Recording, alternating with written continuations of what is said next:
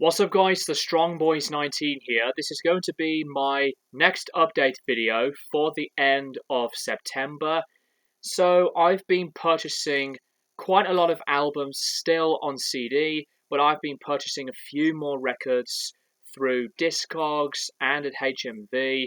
And I'm going to be showing you a pile of records that I have purchased from my very first record fair that I've been to post the pandemic, and it was my first time going to a record fair. I'd say around 2 years, which is absolutely mad. But I'm just going to go and show the CDs first, in no particular order. So let's just jump right into it. So, I've actually been to HMV a few hours ago, and I thought I'd show you the CDs I purchased from there first. Anyway, so first album is Wire, Chairs Missing. Now I do have the other two albums of Pink Flag and 154 in the Pink Flag remasters, and I always wanted to get into Wire. I really like 154 a lot. This is going to be an album that would be interesting for me to check out. 154 is my favorite album from the band so far, but I am very interested to dive into this band's material a lot deeper. So that is Wires, Chairs Missing. The next album, this is another Kyuss album entitled And the Circus Leaves Town. Haven't played this one yet, but I did listen to it before on YouTube, and this is a very, very good album. It's not my favourite, not even Sky Valley. Blues for the Red Sun is, for me, my main favourite in the Kyuss discography. And I think that Kyuss are a very overlooked, very underrated band, and obviously with Josh Homme from Queens of the Stone Age fame, this was his previous band, so I really, really have been absorbing a lot of these stoner metal kind of sounds, and this is excellent. An excellent band for anyone who wants to check this style of music out. The next album is Mezzanine by Massive Attack, and thank you to Andy for commenting that this is their third album, which I have made a mistake from my travel vlog. But I had to purchase this on CD because I have it on remastered vinyl. I really, really like this album a lot still, and this is possibly my favorite Massive Attack album so far, as I wanted to get more into that trip hop kind of music scene. So there you go, Mezzanine by Massive Attack. The next album is Testament, Low. Now this is at the moment maybe my favorite Testament album besides The Gathering and Practice What You Preach. I need to get those two. I haven't bought a lot of this band's albums yet in their discography, though I have mentioned that Titans of Creation was one of my favorite albums of last year. But this is when they went into that heavier, groovy metal kind of aesthetics. But I think this is a brilliant album, and Chuck's vocals are just monstrous on this. You can't go wrong with some of the other beastly musicians that have been working with Testament through these lineup changes, including Dave Lombardo to Gene Hoglan, etc. But I do love this album for what it is. Need to get a lot of their stuff, actually. Now, this album, I have a bit of a rant to address.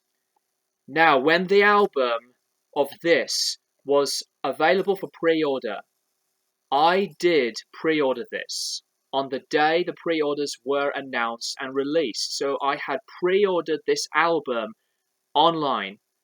More than a month later, even after the album's release, I did not receive my pre-order.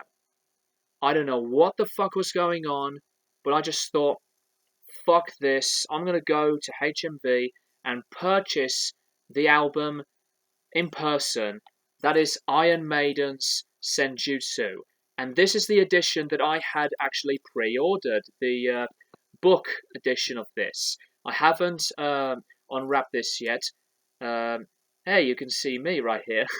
Anyways, Very, very good album, but in my personal opinion, as much as I love Iron Maiden, being one of my favourite bands of all time, I think that this is the most overhyped album of this year.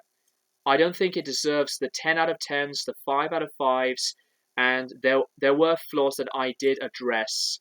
And you can love this album, and much respect to you, but I don't think that this is one of their very best albums.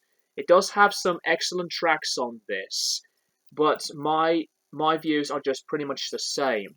But like I said, it's a very good album, but it's to me not the best Maiden album since any album, basically. I mean, in terms of the later Maiden albums, I still pick Brave New World and personally the Book of Souls over this. So say what you say about Senjutsu. Whether you love it or you don't like it, you can have your comments. I still stand by my review of this album. So anyway, that is Senjutsu by Iron Maiden. And the records that I did purchase earlier today, I still need to remove the price tags. So I'll remove this one first, because I wanted to do that before starting recording. Anyways, so the first album that I did purchase on vinyl is Björk's Biophilia. I've been absorbing a lot of Björk's music recently. The album cover really intrigued me. I have not heard of this whatsoever, so it's still sealed and there's a sticker. But anyways, for any Björk fans, let me know what you think of this album. Is it a great album? Is it one of her best albums? This is a heavyweight 180 gram vinyl pressing, and I am loving a lot of her music, as I think that she's just one of the most original artists of all time. So that's Björk's album, Biophilia. And the next album, Be Here Now by Oasis. And this is the much better remaster from 2016. I don't think I would ever purchase the original pressing of this, of Be Here Now, because I do not like the overproduction that album was surrounding itself in all over the place. But thankfully, thanks to Noel Gallagher, he decided to change the sound of this album to make it a lot more approachable. And I think this is a very good album, and I need to come back to Oasis and review the rest of their albums. So, anyways, if you have not seen my review of this album, please do check it out. Be Here Now by Oasis. So, onto the other random piles of CDs. So, the first one, this is Sleep's Holy Mountain. I wanted to get this because I have the rest of their discography of Dope Smoker, the 2012 version, and the Sciences, which are both amazing albums. So this was the one that I need to purchase last. Very, very good album. Still has that fuzzed up, murky, and brilliant sound. And this is the release release through Earache Records back there, but it's actually released through Mosh, as you can see at the spine right there. So anyway, that is Holy Mountain by Sleep.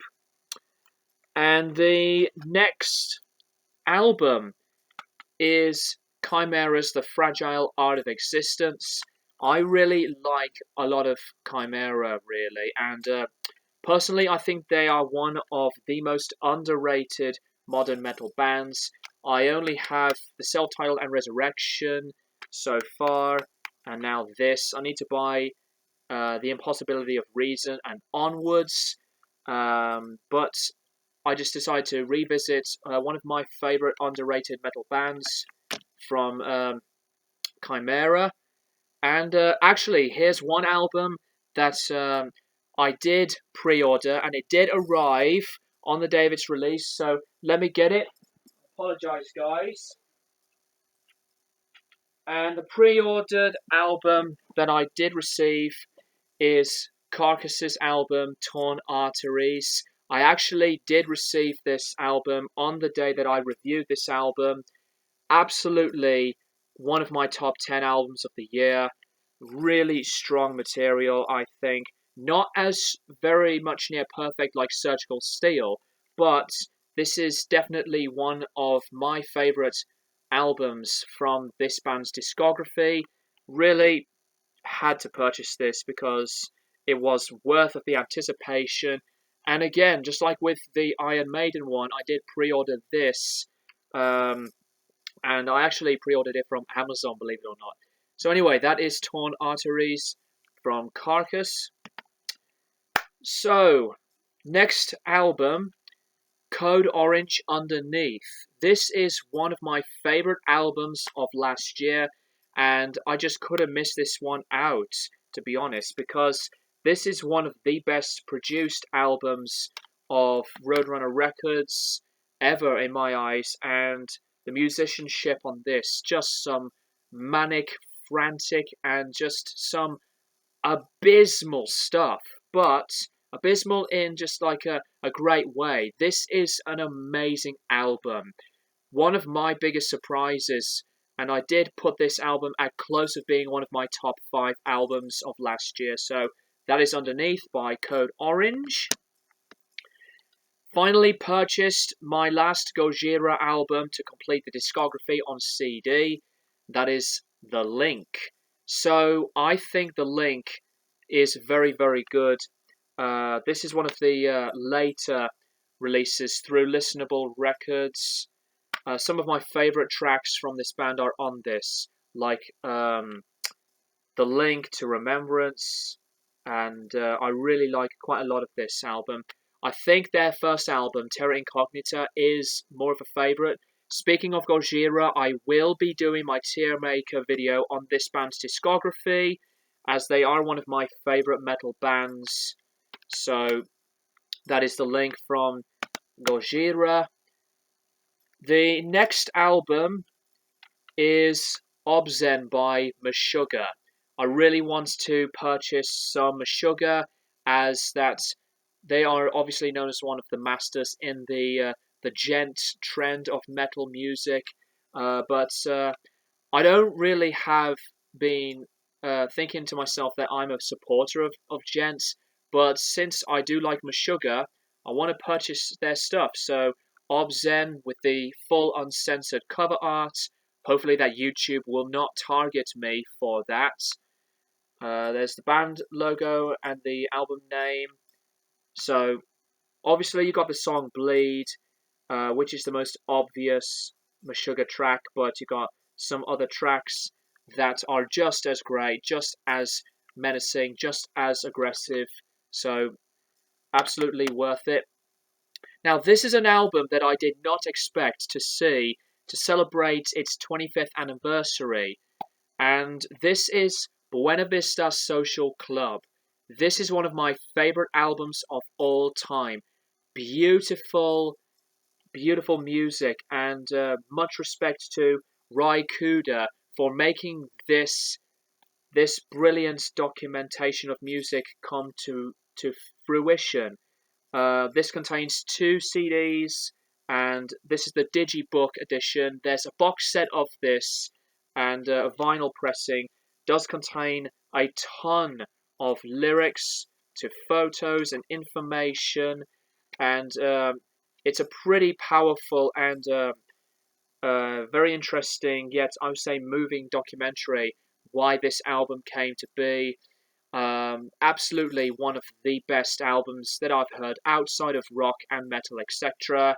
So purchase this if you really want to get into some beautiful music. So Buena Vista Social Club's only debut album. Next album, one of my favorite albums of the decade of last year, which is Danny Brown's Atrocity Exhibition.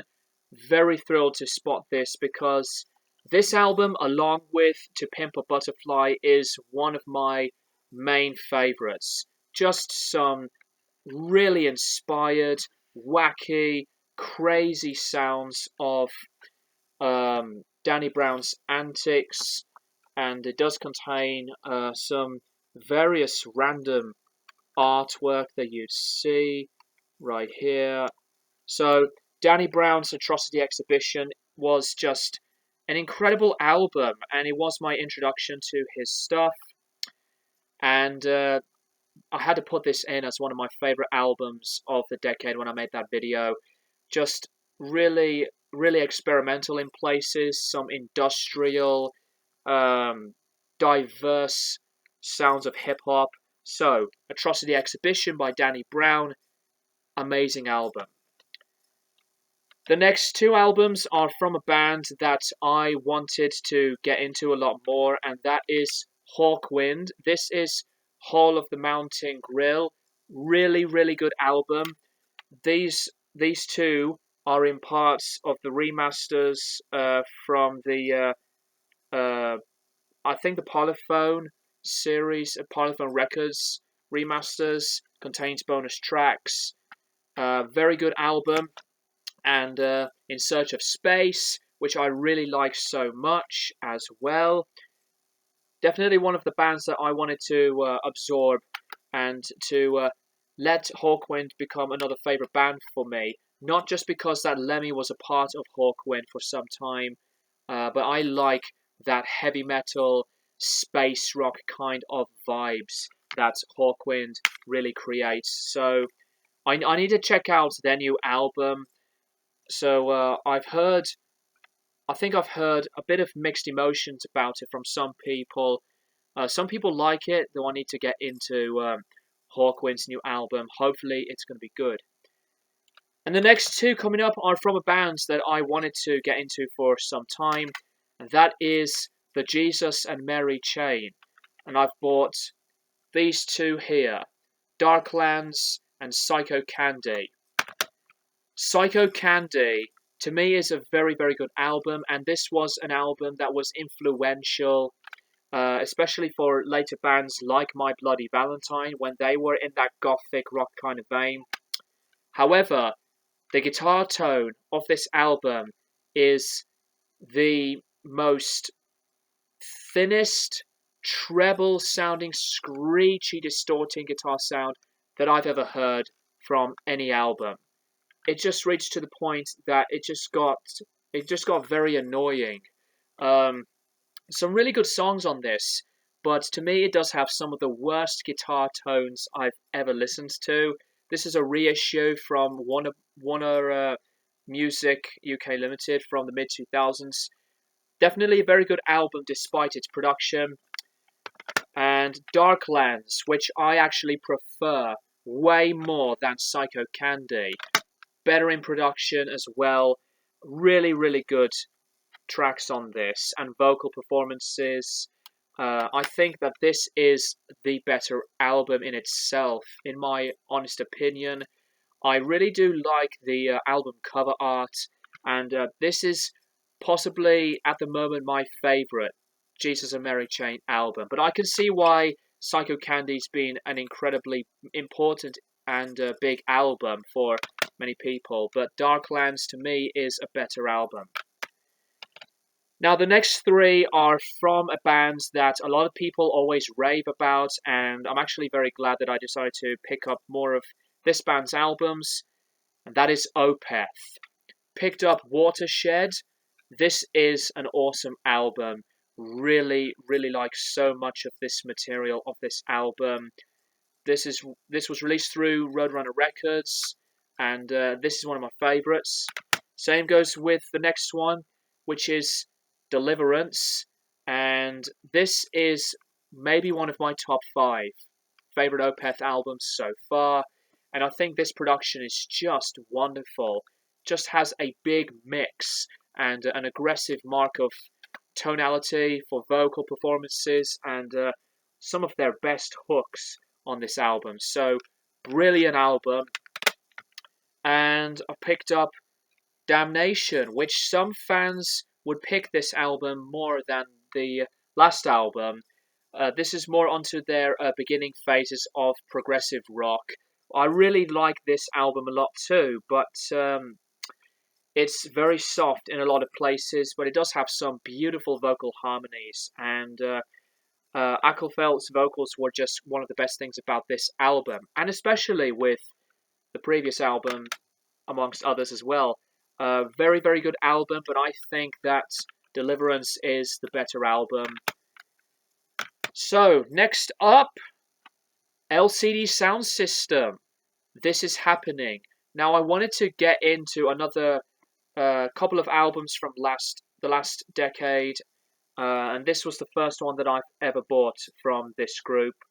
I really like a lot of this album. Pretty much very quickly. Just really catchy, dance oriented, a bit experimental in a way as well. And I believe that this was one of Bowie's favorite artists as well. I can see why a lot of people say that this is one of the best albums of the last decade. Wonderful production of this as well. Really, really great stuff. Another Meshuggah album, which is Nothing. This was the first Meshuggah album that I have purchased. This was in part of the 2008 releases. This, I believe, is the re-recorded version of Nothing, which I need to listen to the original version. Doesn't really bother me when anything gets remixed, re-recorded, etc. But obviously, excuse me, what's more important, or most important actually, is just the album itself. So Nothing, just an amazing album, really brutal, especially on some of the most aggressively destructive musicianship and vocals. And some Meshuggah fans would pick this as the best Meshuggah album besides Obscen, but that is Nothing by Meshuggah. Now, this pile of albums are from an artist that I have been absolutely getting into so much, and that is Devin Townsend. So I've bought quite a lot of his albums. Most of these I purchased through Amazon. Anyway, no particular order. Epic Cloud. This is a brilliant album. Such an optimistic, positive, and a joyful experience that this album really was. And I think that the re-recording of Kingdom from this is better than the previous version myself. But it does have some really great vocals as well, and tracks. Just a strong album in itself. And the next one, Ziltoid. To me, one of the most unusual concept albums, but I really dig it. Does have the re-recorded track of Hyperdrive, which I think I prefer the Addicted version over this. But the other tracks go some awesome riffs and really, really good material here. Personally, I don't think it's one of the top best Devin Townsend albums. And maybe I could put this in the top 10. By the way, most of these CDs are from the Inside Out versions. So anyway, that is Ziltoid. And one of my favourites, which is Infinity, the follow-up to Ocean Machine. Very, very good follow-up. Some of my favourite Devin songs are on this. Hey, it's really shiny and bright.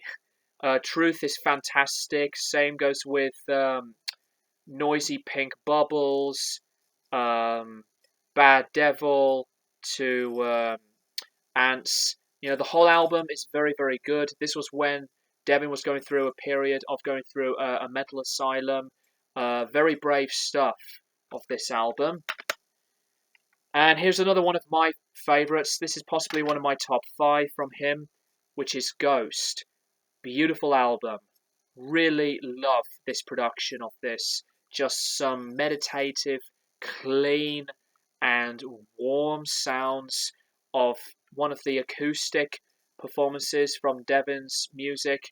And I really like this album very, very much. so I had to pick this one up. And here is Ocean Machine. This album, along with the last album from him, from this pile that I will show next, um, is one of his strongest. I really like Ocean Machine. Some of my favorite Devin songs of all time are on this. I love Seventh Wave to Night Bastard, which is my favorite on this album. But the other stuff too, just phenomenal. Very strong stuff. This was in the making at the same time as with Strapping Young Lad's album City, which is a plus, and that's a classic album in itself. Ocean Machine, one of his very best. And I picked up Deconstruction as well. Haven't played this one yet, but I have heard that some Devin fans would pick this as one of his best as well. So I don't really have a lot to say about this album as of yet. Anyways, that is Deconstruction. Let me know if you think that's a great album, by the way. I'm interested to know. And this is, to me, as I said with Ocean Machine, one of his very top best, and that is Teria. I love this album. This is just another very soft, melodic, beautiful sounding album. Just some great, great stuff. Wonderfully arranged to incredible performances of this, and it's awesome, terrific stuff. One of my top, I think, one of my top three Devin Townsend albums so far, as I've heard a lot of his stuff already. So, anyways, that is my pile of Devin Townsend's albums. Sorry for the pile next to me. The next two are from Ozzy Osbourne, and the first one is Diary of a Madman, which is my favourite Ozzy Osbourne solo album. This is a 2011 remaster from Sony Music, and I love this album. A lot of people say Blizzard of Oz is his best, but I think this tops that album. Over the Mountain, Flying High Again, Little Dolls, Diary of a Madman, just some classic stuff of heavy metal. And No More Tears, which in my opinion is the last strong Ozzy album. After this, his albums have been for me very mediocre. But this is a 2002 remaster from Epic Records. I do love a lot of this album as well. Personally, that this is one of my top three Ozzy albums. This album, along with Madman and Bark at the Moon, those three albums are for me Ozzy's best albums. I really like Blizzard of Oz too, but No More Tears to me is one of his strongest. So that is that for the pile of CDs, guys. And bear with me. Oh, by the way, sorry, forgot to show the last two. The last two I bought from Discogs from a very underrated band, and I'm sure a lot of people will agree. That is the Budgie discography, and this was packed in some kind of this protective CD cellophane thing, like I got the Black Sabbath Forbidden album. This is an amazing record, maybe my favourite Budgie album. This is the remaster series from Noteworthy Productions from the mid-2000s. Listen to this album if you want to get into some awesome heavy metal hard rock stuff. And Tony Borge is very underrated as a guitarist. The Author is my favourite Budgie song of all time. I love this album. And I've bought Squawk, the second album. To me, this is another very, very great one. By the way, this album, along with this, do contain some bonus tracks. But I think this is a really, really good one as well. Some of Tony's lead guitar work on this is just as amazing. And you have to think that uh, Burke's vocals are like a reminiscent of Geddy Lee. I don't know if that will put some people off, but anyway, you have to give Budgie a chance. Again, same remaster version, just like the other one. So that is Budgie's first couple of albums. So now on to the records that I've bought previously. Ian Brown, The Greatest. I had to pick this up, and I did not expect this compilation to actually be very, very good. This contains most of his singles from the first album to the solarized album, and it does contain some remixes. It's a double album pressing, and just standard black vinyl. Excellent compilation album, and I did not expect this to be, as I said, just very, very good. I do love Ian Brown, and I think the first half of this compilation is just perfection. The second half is very good too. So, anyway, that's Ian Brown's The Greatest. Next album. Another album that I totally forgot to remove the price tag. There you go. That is New Order's first album, Movement. I think this is very good for what it is, and I believe that this is one of the later remasters. I don't think this is as strong as Power, Corruption and Lies, which is to me my favourite New Order album so far, but I really like this. This was obviously their first album after the band career of Joy Division, and in my opinion, I think I prefer New Order over Joy Division. So anyway, that is Movement by New Order. The next album, despite its price, this is just a remastered version.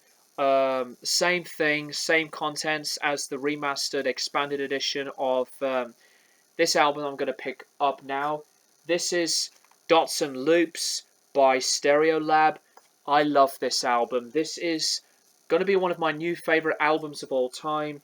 It's a triple vinyl set, so the contents really is just the same as the CD version. For those that have seen one of my previous updates, it does contain bonus tracks and a fold-out poster of just the album artwork. Absolutely rhythmic, experimental, electronic inducing album, but just wonderful album. So, the next album from Discogs that I decided to pick up, this was one of the other expensive albums that I did pick up. And this was at a very high price in terms of the UK original, but I decided to pick up the original US pressing of this album, Pink Floyd's The Division Bell. This is an original US pressing via Columbia Records, and this album, in my opinion, is the last great Floyd album. This is very near perfect, and I prefer this album over The Wall. This is one of my major favourite Pink Floyd albums. It's a gatefold. It's in near mint condition, as you can see right here. There's the back. And what I love about this is that this album edition was pressed to a single album than the later remasters and anniversary editions where they just pressed this album on double vinyl. This is a clear blue style coloured vinyl, and most of this album sounded absolutely great. Side 2 does get a bit crackly almost towards the end, but the sound of this album just magical. I love a lot of the stuff onto this album. This album was one of the very first Pink Floyd albums that I've ever heard, and I adore this album cover. One of my favourites of all time. And this also includes the actual vinyl sleeve itself, but it does contain the lyrics on both sides. So anyways, that is the original US pressing of Pink Floyd's album of, there you go, of The Division Bell. Let me know what you think of this album, by the way, for any Pink Floyd fanatics out there, because I really like this album. I mean, I love it, actually. Personally, I think it's not a classic. There are some tracks that are one of my least favourites. I don't love tracks like Lost for Words, which is possibly my least favourite. I think Coming Back to Life is very good, but not one of the best ones on here. The first half of this album is perfection, in my opinion. So, anyways, that is this album. So, moving on, the next album is Klaus Schulze's Black Dance, another one of his solo albums. Haven't played this one yet. This was released through Virgin Records, and I am really glad to dive into one of my other favourite German musicians of all time's solo material.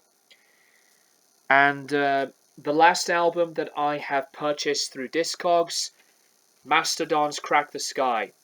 I already have a picture disc pressing of this album, but I decided to pick up the standard black coloured vinyl of this album because, as much as I would have loved to hear some of my favourite albums of all time on coloured vinyl, I think I'm a little bit critical lately on the coloured pressed albums. Absolutely adore this album. I'm not going to say anything else about this record yet. It does contain its inserts and obviously the lyrics. I pre-ordered their new album, Hushed and Grim, which will be coming out later this year. Very excited for that. So that's Crack the Sky by Mastodon, one of my top 10 albums of all time. So the last pile of records are from the record fair that I did go to. And I'm missing one other album. I apologise again, guys. See, I do this for one take for this webcam video. So the first one is Swerve Driver's Mezcal Head. And this was one of my want list albums. This is a 2017 remaster released through Music on Vinyl, which is one of my favourite companies. One of the albums that was released through Creation Records. And this is just amazing. I really do love their shoegazy sound. Has a bit of like that alternative grungy rock-ish kind of sound as well. Brilliant album cover. But I think one of the sellers was very confused about what it contains for the insert.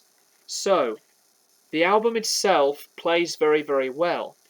However, this is not in part of the album.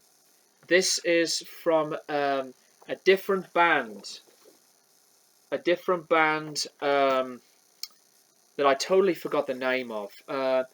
And this was from an album from 2003. So I guess the seller was confused because of the way the horns from this animal was shown on the front cover, as maybe he just thought this was like suitable for the packaging. But this is from a different album from a different band, which it didn't throw me off, but at least the album is what's most important. So Swerve Drivers, Mezcal Head, excellent album, excellent stuff. And the booklet is from a Danish band. for those that know who they are, I'm interested to check out the band and hear what they sound like. So that is the Swerve Driver album, as I put this album back in its sleeve. Bear with me, guys, so I do apologise. Get in, you. Get in. There you go. By the way, I highly recommend this for those that did like what I've been saying about this album. That's Swerve Driver's album. Next album is Camel's album, music inspired by the Snow Goose. I think this is an original pressing through Decca Records. Haven't heard this one yet, and it's an instrumental album from what I have heard. And I love this album cover so much. It's just beautiful. Wonderful album artwork. So I have a few Camel albums. I have Mirage and Nude. Haven't got anything else. So this is the third Camel album that I've bought. Picked up Oasis with Standing on the Shoulder of Giants. Very underrated, and I don't care what anyone says. This is one of my favourite Oasis albums that I prefer over Be Here Now. This is the 2009 remaster via the Big Brother recordings. It's a gatefold. Pretty much the artwork from the CD booklet, and the sleeves just showing the other artworks too, but and the lyrics too. I do love a lot of the stuff onto this album. There are some weaknesses, but this is to me a very underrated experiment of an Oasis album. So that is Standing on the Shoulder of Giants. Purchased another Tangerine Dream album in the collection with Encore. This is, I believe, another UK original pressing on the Virgin label right there. Double album. It's a gatefold. Not my favourite live album from this band, but it does have a lot of pictures of the guys. This was through the era, the trio of Edgar, Chris and Peter. So I think my favourite Tangerine Dream live album is either Logos Live or Ricochet. Those two I highly recommend. But this album's just as brilliant. And the last album that you have seen earlier on from this update, Budgie self-titled. Now, as I will remove the price tag from this little label, this is an original pressing from MCA Records. Now, a lot of people will sell this pressing for an astronomical amount of money, like more than 50 or even more than £100. And I was really glad to have this. I have another original pressing of Budgie's third album of Never Turn Your Back on a Friend, and the album sound-wise is not that perfect. It's very crackly, but at least it was pretty much listenable. And this pressing, sound-wise, of this album is very much the same. It's really crackly, especially, sorry for the Facebook noise, it's really crackly on tracks 2 and 3 on side 2. And that's why I decided to purchase the remaster album on CD. But needless to say, most of this album is listenable, but the sound of this album isn't really that strong whatsoever. But I did pay $50 for this, and I give the seller a lot of respect, because I know a lot of people will sell this pressing with an awful lot of money. So, would I play this album pressing again? Maybe not, but I think maybe I would have to purchase a remaster of this album. But I am going to keep this. I'm going to keep this edition, this original, on MCA Records. Standard black vinyl, just like the original Budgie album of Never Turn Your Back on a Friend, as I've mentioned. So that is that. Not one of my best listening experiences, but needless to say, as I've said, pleased to have an original pressing of it, despite the sound quality. So, with that being said, that is my update video for the end of September. I do apologise, and I was also going to show my Genesis Last Domino t-shirt. Totally forgot. I apologise, guys. Maybe you'll see me wear that type of shirt in a Genesis album review later on, really soon. So, sorry that this video update is very, very long, more than 45 minutes. But I am going to be doing another album review for the Genesis discography. I'm also going to return back to Megadeth and also review the new Yes album and some other albums along my way. So, thank you guys for watching. And as always, I will keep you guys posted for more videos in the near future.